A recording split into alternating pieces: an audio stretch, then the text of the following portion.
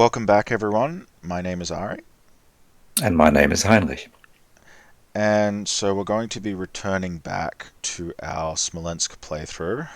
Where we left off was at the end of the first full game turn, with the Soviet player concluding his actions, and we did roll for initiative, and the German player did win the initiative roll, and we also, I believe, concluded the flight conditions as normal, if I recall correctly.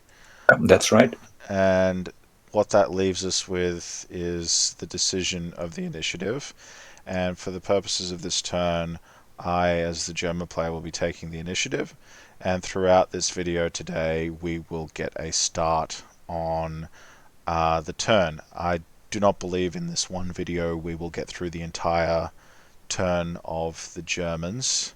I think it's going to take another 2 to 3 videos because we have to do uh, one one army group's movements, and then another army or panzer group's movements, and then another panzer group's movements, and then as well as that, there's going to be combat and another complicated exploitation phase. Mm. As this second turn is just as high energy as the first, so every single movement needs to be carefully considered in how it weighs its energy. Um, but without further ado, if you're ready, Heinrich, I'm ready to go. we will start with the aircraft refit for us here at the Germans. So there is the 1T per airbase, but before I do that, I can just go to the German airfields and I can just take anything that is currently there and do the unlimited refit. Just take that over there. It doesn't have to be very neat. And you're seeing those movements in the log, right, Heinrich? We're connected correctly? Yes, I can see them. You just moved a bunch of air units Yep. from inactive Yep. to active. Yep. Awesome. So with our air bases on the map, there's Bobroysk, which can fit 4 active aircraft at level 2. So we'll just spend 1T there and activate those that are inactive. And we can activate 2 active aircraft. So the active aircraft limit, I believe, is it 2 plus the level, Heinrich? Just remind me. I think it's the level of the airbase plus 4. Plus So on a level 4, 2 right? Okay, airbase, so you can yeah. have 6 active Yeah, air okay, units. so I'm not going anywhere near those limits. It's the reactivation limit that I need to be conscious of here, and a level 1 airbase can reactivate 2 aircraft. So we're good, and we can fit them all here at this level 1 airbase. But on the chance that I was to use all 3 aircraft at this level 1 airbase, if they all go back to the same base, I can't reactivate them all together unless I build up the airbase, of which I have no engineering units to do so. So just a small logistical detail I need to keep in mind. But with that being said, I believe that is all of the aircraft refit that needs to be done. And so now we can do reinforcement. So we are currently on the 12th of July, and we're going to start with newly arrived units at the entry points, which there may or may not be, but I believe there will be. There will Yes, be loads. quite a great deal. Yes. Now, this may even take up a portion of the video because there is actually some choice to how these are deployed to the field, and I need to be a little bit careful about how I do that. Um, Absolutely. Both in abstract organizational terms and in real terms, I want to carefully consider where I place these. So just briefly turning off units on the board, we can see that going north to south we have entry K, J, I, and H, or H, I, J, K if we're going south to north. And in that same order of north to south, we have on the 12th of July K, I, J, G, and H, which roughly is north to south. So you can see here that there is a contingent of units coming in to Hoth's Panzer Group in the north. There is a large contingent of forces entering through the 2 center entry points on the map, which is I and J. And there is another smaller contingent of forces entering through G and H. But before we proceed with that, we can simply remove a unit, which is the simplest part of this process. I need to remove a Ju-87B. And so now I just want to select which Ju-87B that's going to be. I don't think it's going to be one that I have on the board because those are going to be of the most utility to me. So I'm going to go to German airfields. I'm just going to see if any were damaged, which one was. So I think by nature I'm going to remove the damaged one, which I believe is legal. Absolutely. It is legal, yeah. Yeah, just to economize on barrage strength. So at least we've satisfied that for now, and we can focus on where to place these units. Now, entry K is roughly a no-brainer because there's only one option here. So what we've got is the 5th Army Corps, along with the full 5th Infantry Division, the slightly understrength 35th Infantry Division, the 101st Flampanzer Battalion, the 643rd. Ooh, how would you say that? I believe It that would be a Panzerjäger battalion. Panzerjäger Battalion, that's right. And then the 1st Company, 8th Panzerjäger Battalion. Although I think those are intended to be two different models, probably. I don't know, it could be Martyrs, probably Martyrs. I have no idea. Most likely French or Czech tank chassis with Pak 38s or 36s welded to the hull. I think I don't know the actual German army designation.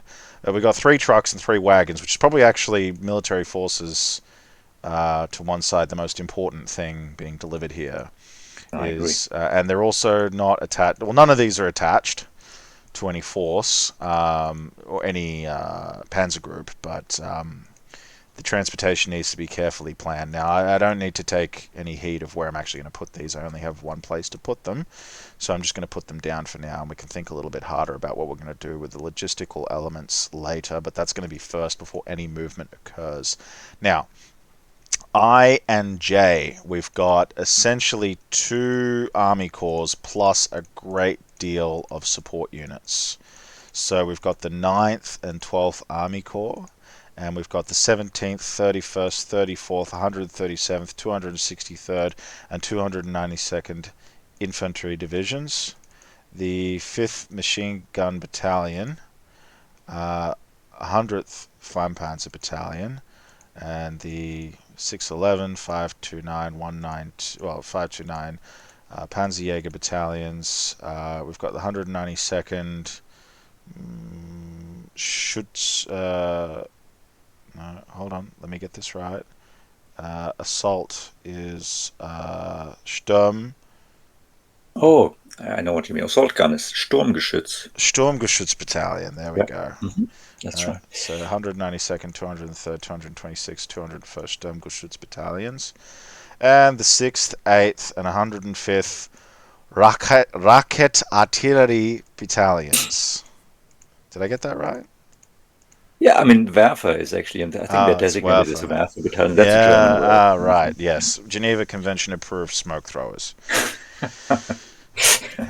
Yes. But more importantly, with 3 transport points, 1 truck and 2 wagons. So how these are divided is important. Unfortunately, I have to move my logistical decisions back even further to now. Determining where my principal logistical thrusts are going to be, and I think I need to use my counter highlights to take a look at where my German transports are, because not only do I need to consider what's coming in, I need to consider what's already there. And I think we can basically take this as a clean half division on the map with transport dedicated to the northern and southern thrusts, right? Because they're each going to need extenders of some variety, whether they be truck or wagon or both.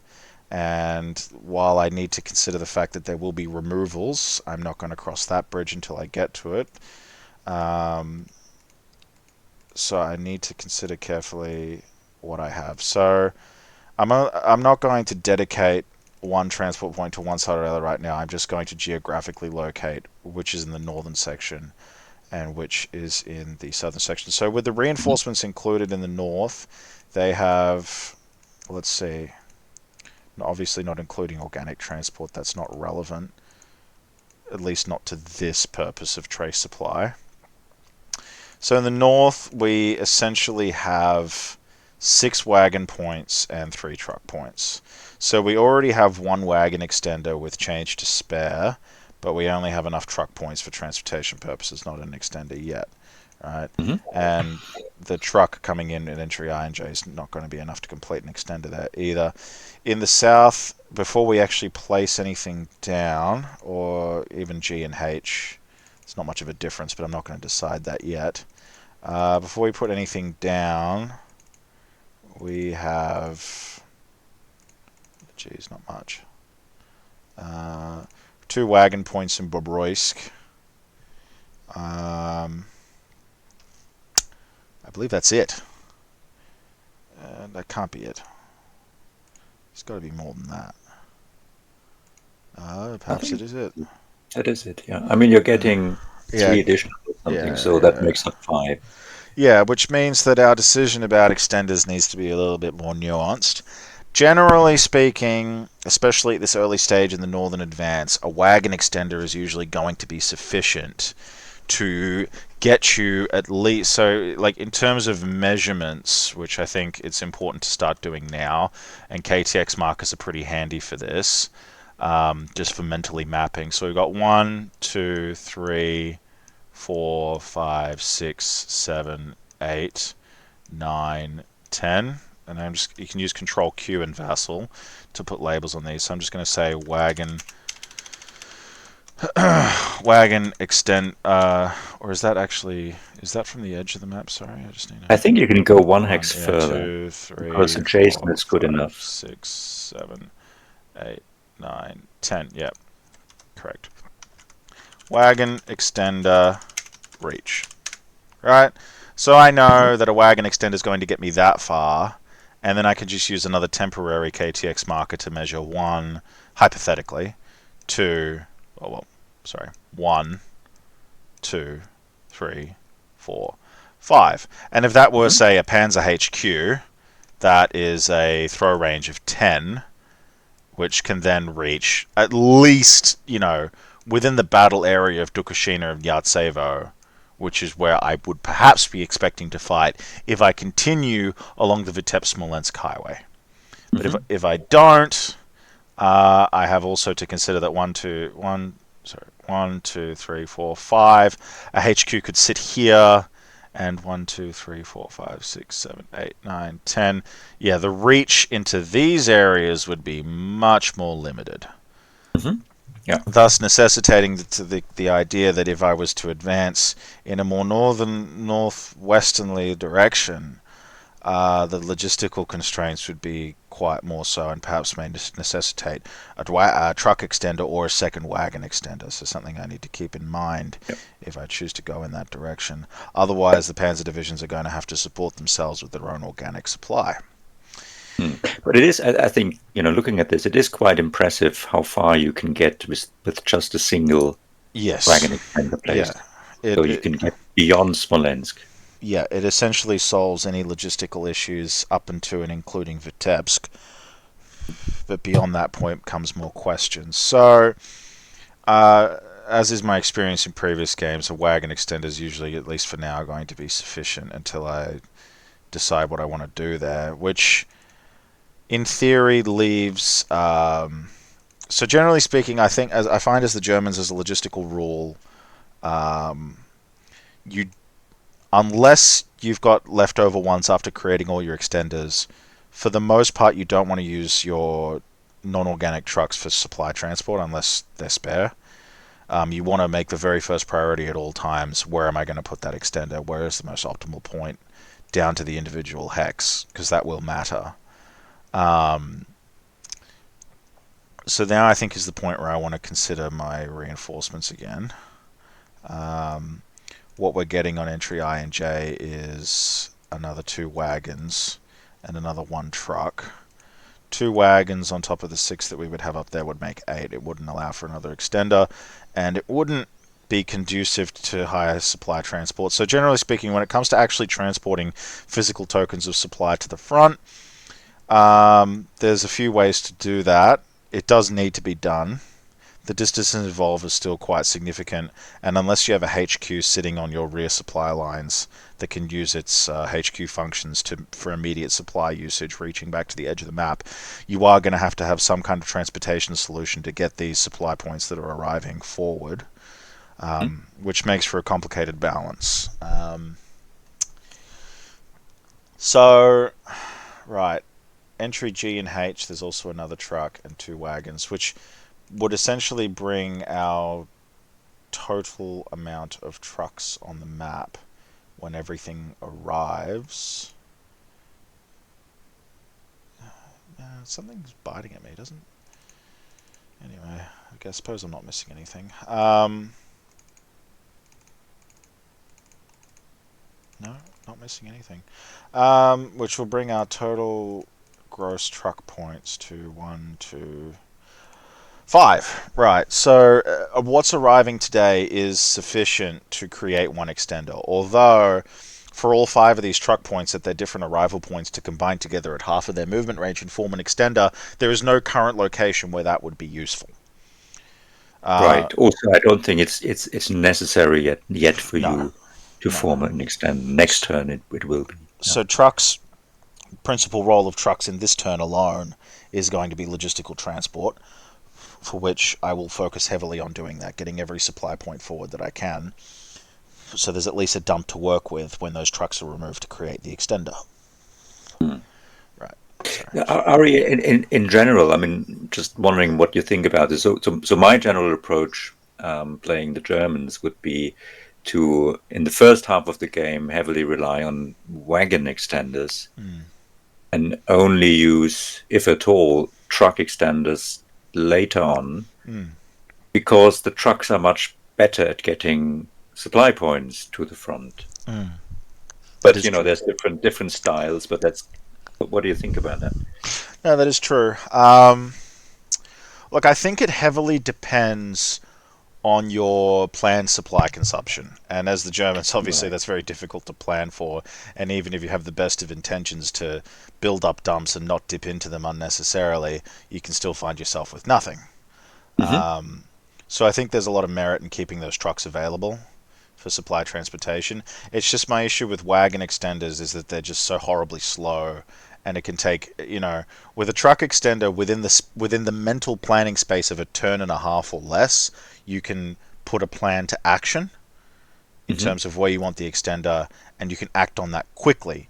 Whereas if you want to make a plan with wagon extenders, usually you need to stretch that out by 2 or 3 turns to assemble the necessary resources and get them in the right position, after which certain opportunities that you want to capitalize on with a longer supply line may have been gone. Right, I completely agree. I mean, truck extenders are much more flexible in that way, So and you need to plan ahead for the wagon extenders much more. Yeah, it's situational, and that's kind of the situation itself is what I'm trying to determine here. But at least I know that I don't need to worry about placing the trucks into an extender right now. But I do need to worry about placing them where I'm going to be having my supply arriving. On that note, actually, it leads to an interesting question whether you mind me taking my supply rolls and reinforcement rolls before I've placed down all my reinforcements or not. That's completely fine with me, of course. Yeah, Go ahead. On a note there, or perhaps I've even already mentioned this in a previous video, there will be disagreements and differences of understanding of what you can do in terms of the order of actions specific to the reinforcement phase.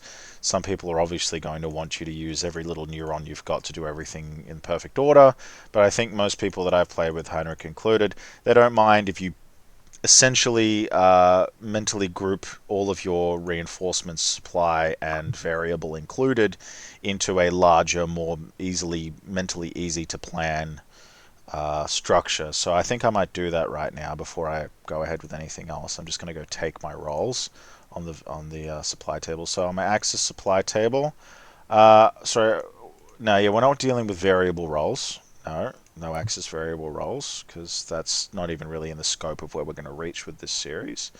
So axis supply table roll now. Okay, that's a 5, which is a relatively disappointing result. I'm just going to get 5 supply points. I'm just going to put them on the date, just so I remember to put those down. Replacement table, I'm going to roll for that. That's an 8, which gets me something, but not much. Just a Pax. So I'll just go grab that now. Put that with the supplies. And prior to the 19th of August, I do get a special replacement, which I'll just roll for now. 1 dice. It's a cash, which is, Mhm. excuse me, handy. Handy Yep. dandy. 2T. Supply cache marker. I'll chuck that in there. Alright, that gets that out of the way. I don't think I'm planning on doing any unit rebuild right now. Right, so continuing with the reinforcement placement. There's no rule that says I have to separate the cores on I and J and have 2 separate cores. But from a historical perspective, that's Mm. what would be done. However, whether there's any point to concentrating any military force at entry J or not, well, actually, that's not of any question. I need divisions there to occupy the positions that the Panzer divisions are occupying at the Orsha front to free them up for more mobile operations. So there is absolutely a need for forces at entry J, and at entry I, the same need exists.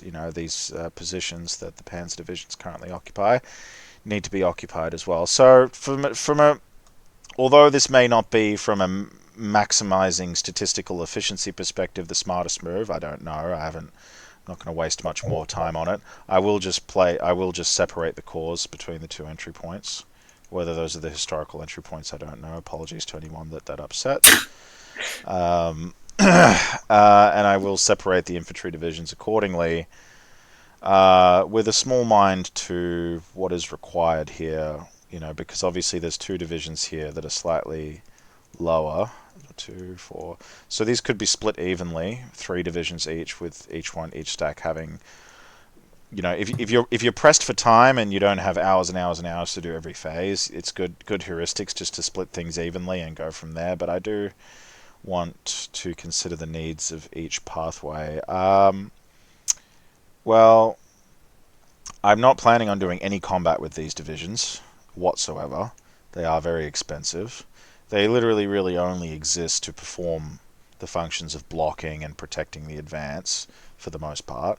So I think I feel relatively comfortable, at least with the infantry divisions.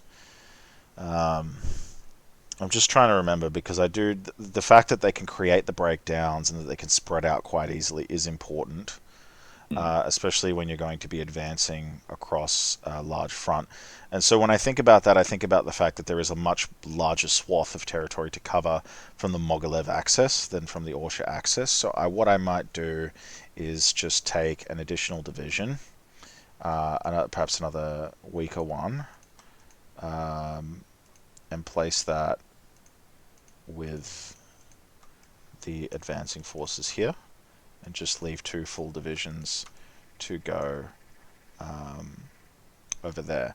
Now, as for the auxiliary units, almost all of these I believe I'm going to send to I because they're very mobile, and I do need mobile forces to push on the Mogilev axis. However, there is a Orsha axis, but I haven't unlocked it yet. I don't have those bridges across the Dnieper to head east to Smolensk directly along that pathway. Will I have those bridges? Will that be something available to me in the movement phase? Possibly. There is a rail bridge there that looks like it could be seized. It's hard to say. I also have not placed down my bridge markers, of which there are multiple eligible positions. Again, these are decisions that I have to consider before I even place down these units. There is a large concentration of panzer divisions at Mogilev that can continue the advance, but I do want to have supporting units. Oh, such a wealth of units here, and the smoke throwers as well are going to play an important part. I think, again, without forward intelligence and without a proper understanding of exactly how things are going to play out, because that's the thing. I do have one decision that is not up to chance, and that is where I'm going to put my bridge. And I do have multiple of those markers, and I don't think there's a limit on how many of them I can place right now. whether I want to place So you can three bridges or you could not. you could place all three now Yeah, if you wanted to. yeah, exactly. I don't know how smart of a decision that is. I'll just have a sip of Probably not tea. very. Not to mention there may be a necessity for airfields. So, see, the the planning for this turn before a single unit is moved is more likely going to be longer than the first turn because the first turn has a much simpler set of well understood circumstances because it's the Yeah. first turn. Also, you know exactly the situation Yeah, on the first exactly. turn. You played With it repeatedly. This is yeah, new, with only a few small variations, thanks right? to the developers. But this is a completely, utterly unique situation. I mean, uh, we can do it. You don't have to decide on your bridge mark, and I've no problem if you No, place your I'm not. bridge mark Yeah, at I'm not going to some decide it time during now. the movement phase. It doesn't, you know, this is Uh, an exhibition match. It is an exhibition match, but I do want to take heed of the fact that I am only allowed to do it before units move because I believe that is a strategic inhibitor. I don't want to allow myself the ability to poke and prod and make mistakes and try to do overruns to gain access to bridges and then fail and only then decide that I want to put a bridge Oh yeah, down. that would be too much. I agree. Yeah. So I'm going to keep myself to that restriction. Okay.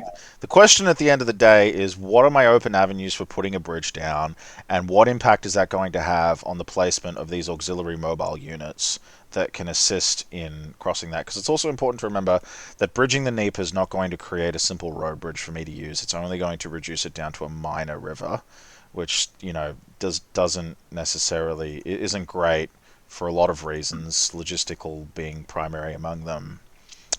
Um, right. So just looking up and down the river, obviously there's possibilities to cross south of Mogilev for an encircling action. Mhm. And likewise with the north, there's possibilities to cross right at the Dnieper bend here at Shklov and just drive Mhm. straight across. Although obviously there is a rough patch of territory here that limits what you can do. Of course, there's also opportunities to cross here and circumnavigate the bridges. And in a much smaller capacity, of course, there is also the opportunity to cross here to remove that river as any kind of barrier whatsoever. Not to mention, there is also the opportunity to cross here if that was to be of any strategic value, of which I do not know. But now that I've identified the crossing points, I can weigh up that strategic value. Starting back here at the south of Mogilev, I do believe that there will be at least some bridge here, whether in the north or south or both, because there is absolutely no capturing Mogilev. It's not an option on the table. It needs to be essentially enveloped, encircled, or eliminated through some other method. Um, Placing a bridge north of Mogilev has the added negative outcome of there being a interdiction marker there that's going to make it harder for anything following the 10th Panzer Division to assist it. Whereas one south of Mogilev doesn't have the same inhibitions. Yeah. Um, yeah, I think there's definitely going to be something happening there. Crossing further up the Dnieper near Shklov is. I don't believe it has its merits because it's not as good as crossing north of Mogilev and it's not as good as crossing south of Orsha. It doesn't have the proximity benefits of either, so I think it would be a waste of a bridge marker. There's just too much distance to travel to actually get there before you even cross the river. I agree. South of Orsha, a great location for a destabilizing push, where you could perhaps divert a great degree of panzer resources straight across the bridge and deep in behind enemy lines, moving along the Dnieper towards Smolensk. There isn't a great deal of forces available to stop that. It would, essentially necessitate a change in strategic positioning on the Soviet player, which, as the German player, needs to be a priority in how I advance. I need to pick routes of advance that are going to decalcify the Soviet front and force him to change his strategic positioning and think and make decisions that are difficult. I can't just keep pushing against a front that's going to continue to harden and harden against me. Um, as for the crossing here, that's an interesting question, obviously, because this would be easy to eliminate, this less so. I'm operating with the lack of intelligence that comes with fog of war now, so I'm unaware. I mean, by all likelihood, there's a step loss marker underneath that, but by all likelihood, there might not be. It could be a whole other division for all I know. So there could be quite a great deal of strength under there. That's the lack of zero step loss markers for you. An added layer. See, if we had zero step loss markers, I would know for a fact that Mm. there was nothing under there. Yep. Nothing but anything that could benefit me, which is either a zero step loss or more. Instead, I'm confounded and unable to decide what I'm going to do there. Meaning I have to contemplate the possibility of putting a bridge marker down. And There may be one other consideration in this area. Your units, these down here, they are, I think they're currently out of trace supply. they are. So maybe putting, I don't know, I would have to count the hexes, but maybe putting a bridge marker down would get them back into trace, but I don't know, but it's something to look at. If we looked at 10 from here, 1, 2, 3, 4, 5, 6, 7, 8, 9, 10. For the most part, it would, yes. As a matter of fact, as you've pointed out, it may be a matter of necessity, unless I can get the organic trucks. But I don't want to feed them with organic trucks. What a waste of precious supply. Now, last but not least, a Divina crossing here. Well, we obviously have a large concentration of units in Vitebsk, and I don't want any funny business with them locking down and holding it until the deadline. So to some extent, I want to be able to circumnavigate, and currently, realistically, the Soviet player still holds this important crossroads that blocks me from any significant advance from that bridgehead. So it does need to be considered that I don't have any aces up my sleeve in terms of getting across the Divina and keeping pressure on Soviet units there. Whether I want to put pressure on Soviet units there at all. I'm keenly aware from one of my own games that if I was to simply ignore this axis entirely, I'm giving the Soviets freedom to move. Although obviously the smartest, well, not the smartest, but the most likely decision for a Soviet player is to pull out before the trace supply ends.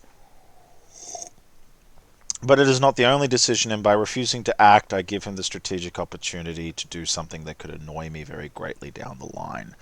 And even if those units do not last until August 19th, although that's obviously outside of the scope of this game, by keeping them there and keeping them supplied after entry L stops being a trace supplies point for the Soviets, I tie up countless amounts of German units, just making sure that they don't screw with my very vulnerable supply lines. So a bridge there may be a necessity. It's hard to say. Well... that's OCS for you. Yeah, well, that's limited resources and tough decisions to make. That's everyone from Alexander to Napoleon. Right, returning to this decision in the context of putting down reinforcements.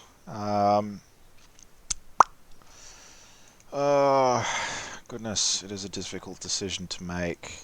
This video is not rehearsed. You have to watch me writhe with it in real time.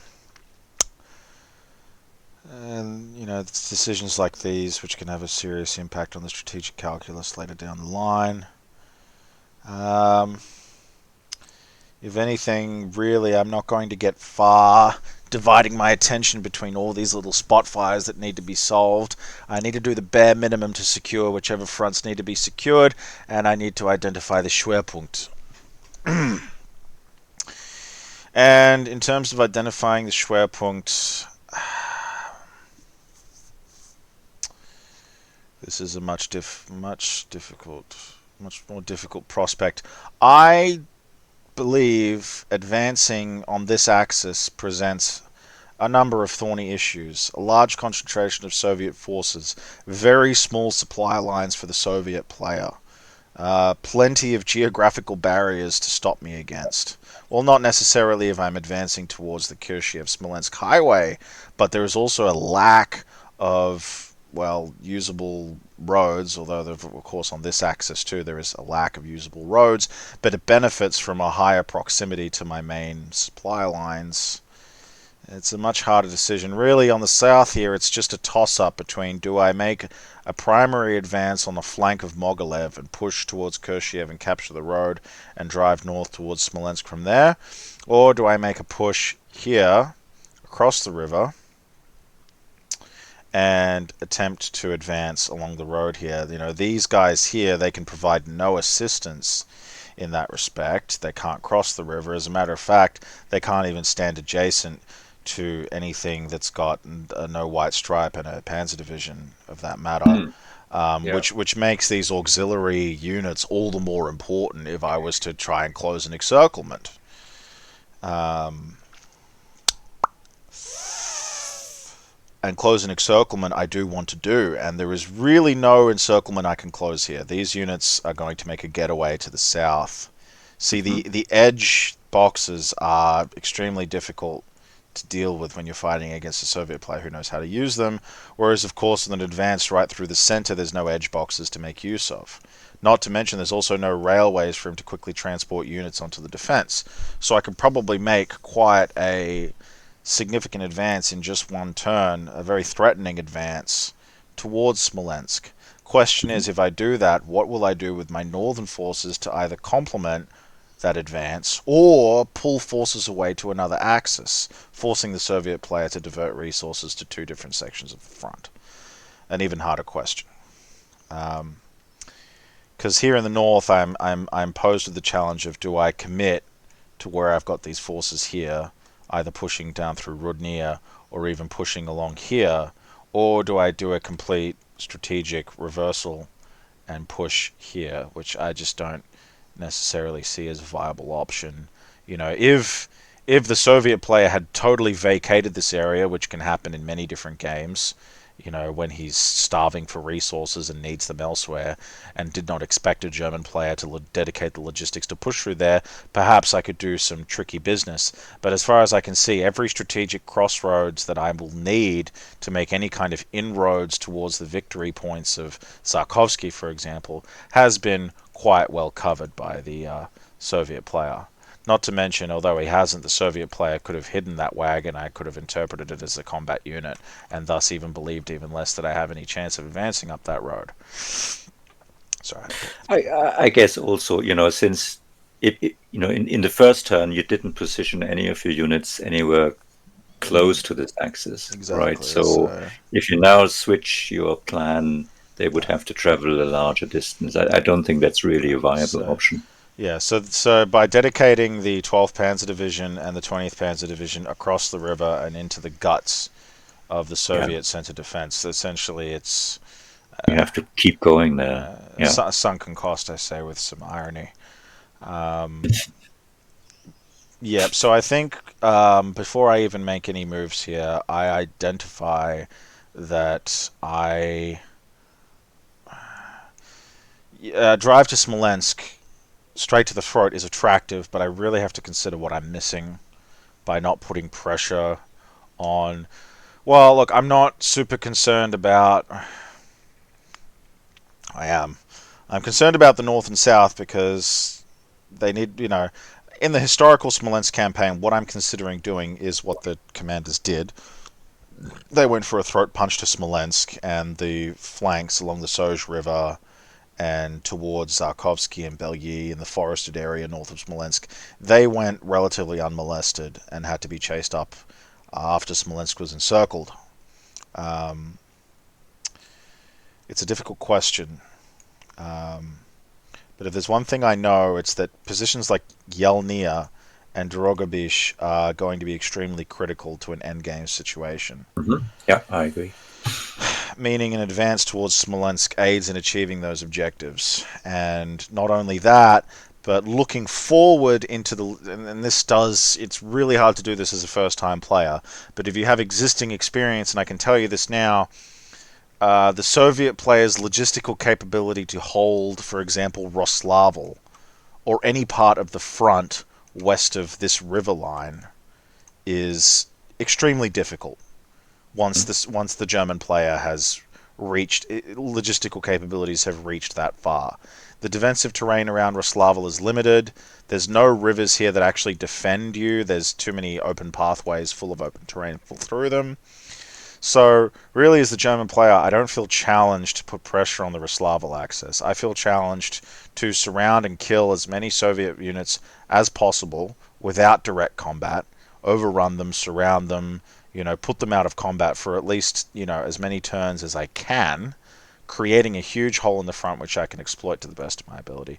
So, without necessarily second guessing myself or getting into that, I'm going to decide that the Schwerpunkt is going to be here, and it's going to be here, I believe, for the northern front, in some way, shape, or form. Right. So, in the context of that decision, I need to look at my reinforcements again, without necessarily. No, there does need to be a bit of a reconsideration as to how I place my reinforcements, because it's not like I'm going to be completely abandoning pressure on all other fronts. And although I am obviously telling my sensitive war plans to my opponent right now, I don't intend to drive everything there and create huge gaps in my front. I do still want to put pressure on Mogilev. I do still want to cross the river there. I want to make an advance. I want to make a threat there. I want to open up the opportunity to continue to step in that direction without committing too many forces to it. Makes Um, sense. so that being said, I still need a few infantry divisions to head down there, but I think the full strength infantry divisions can be dedicated to this advance. As for the mobile units, transport especially, there's going to have to be a truck extender here. I know that off the top of my head. Mm-hmm. So trucks need to be starting to concentrate in that area. So at the very least, trucks can be placed here. And if that's going to be the Schwerpunkt, realistically, I also need transport resources that are going to attend to that, so I can also put the wagons there as well. Um, Again, I am placing these down without having an exact plan for where they're going to go. But unless you want to spend about 10 hours on your reinforcement phase alone, you need to do a bit of a guessing game. Right, this MG battalion is extremely potent with 18 movement range and Can 5. I just ask something? Mm. Did you now place all the wagon points in the Orsha area? So, to rephrase my question, um, do you have enough wagon points to form a wagon extender in the Mogilev area, even though that's not going to be your No, Schwerpunkt? no, I don't right now. Oh, well, I haven't put down the wagons in entry G or H, Ah, and okay. Okay. I will also be getting more down there. So I'm not Right. super Okay. concerned about that for now. Whether I'm making an error of foresight is to be seen. Um, right. What I'm really thinking about is what to do with this very, very valuable 18 truck movement MG battalion. Mm-hmm. Um, yeah, no, I think I do want to exploit any crossings near Orsha, so I'm going to place that there. Um, Anything with a longer movement range, I want on the Orsha front. So that's going to be, yep, 16, 14. 16, 16, 16, 14. Place those there. These shorter range ones, I will attend to the southern entry point. And look, the rocket artillery, I don't see myself even affording to use them, so they really only are meat. And where I need more meat is obviously going to be on the Orsha advance, but I'll split one down to here. And so now we have a clear picture of the 9th and 12th Corps, one obviously being a lot stronger than the other. But now we've at least placed them down. And as for entry G or H and what we've got coming in there, it's not much. Doesn't include a HQ either. It does have a 16 movement unit, which I have no choice but to dedicate down there. Infantry division, plus trucks and wagons. I can enter supply from entry H or G, and I can also enter supply directly into Bobroysk as well. Um, well, I think I'm going to put the transport points on the main road to Bobroysk, just for common sense. I think, as a matter of fact, I'm just going to put everything there because there's no utility in entering at H Hmm. right now. So I'll just do that for now. Make my situation a bit simpler. And that resolves the physical reinforcements. Replacements, packs. I'm going to place that down. Just quickly review where that goes. Packs, blah, blah, blah, blah, blah. Any HQ able to get trace supply, right. In that case, I'll just put it here, because I feel like that's probably where it's going to be most required at some point. Supply, just because I have it doesn't mean I need to transport it into Bobroysk or not. It's an even harder question, right? Well, at least now that I've identified where the Schwerpunkt is going to be, I can make some more sensitive decisions about how I'm going to transport supply. Also, it needs to be split, of course, with the odd supply point going to Hoth and the majority going to Guderian, which means, frankly, I'm just going to make the simple decision of putting 3 here and 2 here, right, which just simplifies that. And at the very least, after what 45 minutes, I have I've done my reinforcement phase, but in a certain sense, it also counts as my planning phase, an unspoken planning Right. phase. Sure. Can I make one question and one comment maybe before Mm, we move on? yep. I don't quite remember the supply points that came loaded on your reinforcing wagons and trucks. Do you have to decide at this point in time whether they belong to Horde or Guderian? Or can that decision be left for later? Or do they not have to be assigned at all? That's a very good question. I do know that this gets clarified.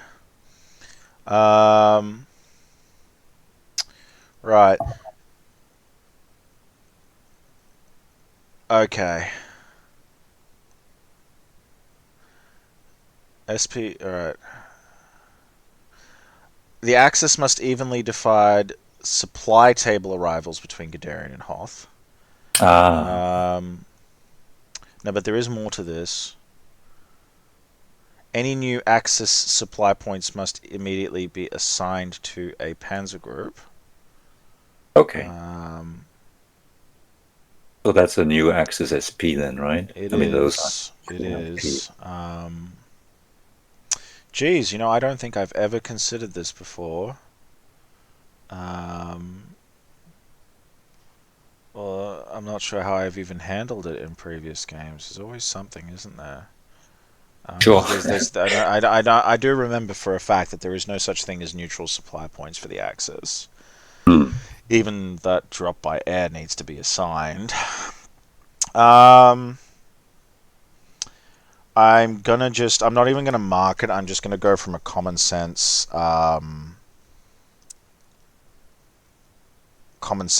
entry point is who owns it. It doesn't need to be evenly split because it's not a supply table arrival. Right. But I'm just going to, for now, look, if I need to redecide this later, I'll try to do it at an appropriate time. But for now, I'm just going to say everything at K is Hoths and otherwise is Guderian. Yeah. Right, I think I can turn off the transportation. Good. Oh, no, not yet. Okay. And then there's just one comment I want to make about how to distribute or where to place the reinforcements, whether to place them at entry point I or entry point J. One consideration could be to place all or almost all of the units that will need fuel in one of those locations, Mm, depending on where you want to have your Schwerpunkt, because that will save on supply, because then you can fuel, a whole load of mm, units with one SP yeah, using the HQ method, right? yeah. I mean, that's just in this case, you had very good reasons to split the mobile units up between the two possible entry points, but it's one thing that Mm. one can consider. No, that is very true. And 1, 2, 3, 4, 5, 6, 7, 8, 9. Yeah, no, it's true that unfortunately there isn't a HQ that can reach everything. But at the same time, I believe there's enough independent units all across the front between all of Guderian's forces that no matter what, two HQ fuelings will end up probably being necessary unless I can find a way to just economize on that and not move certain units. Um, but yeah, I need to. Yeah, you're right about that. No, it's only in a situation because in some of my games I make a conscious decision to just pretty much ignore Orsha Yeah, and advance heavily on the flanks. yeah, So in the Mogilev area, and then it makes a lot of sense to put mm, all of these mobile units and to yeah, fuel all of them with one SP yeah, in the south. Yeah. yeah. No, I see where you're coming from. Um, all right. In that case, I think I'm free. I don't think I plan on doing any breakout. God forbid. Um, yeah, no, I will be doing movement now. So, we with the time that we have left, I think actually we might as well just leave the initial movement to the next video. What do you think? I agree. I agree. Yeah, I think I this is a think great point I to think stop. I've been yabbering non-stop, which is enough for a viewer to take in for one video. But I think it was very, very valuable to just, Yeah, see what you know what considerations lead you finally then to yeah, do fairly simple things like placing your reinforcements. yeah, A lot of thinking has to go into yeah, this. yeah. Yeah, All right. Well, in that case, I'll just say thanks for joining us, and we look forward to seeing you on the next one. So, indeed we do. yeah, bye for now. Ja, auf Wiedersehen.